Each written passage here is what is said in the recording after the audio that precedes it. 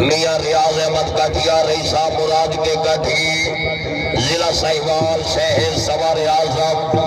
इज्जत बाब राणा नासिर मोहसिन जोया सईद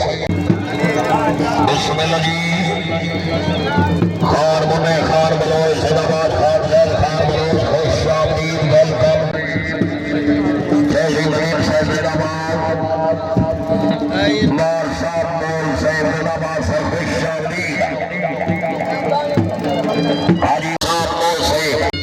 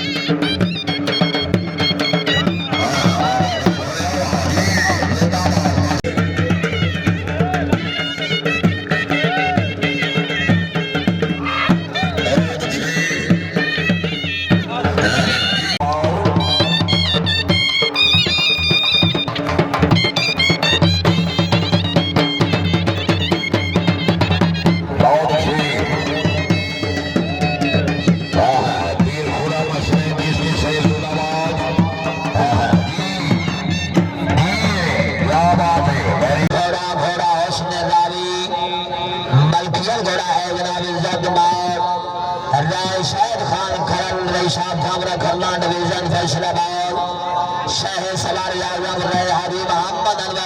भरा लाभ जामरा धरना कोड़ा हुस्न रावी रंजनाम इज्जत मान शहीद अहमद मोर साहब मार फैसल शहीद मोर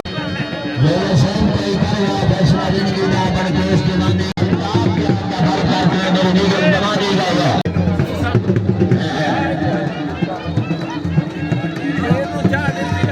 मैं पी ले जी।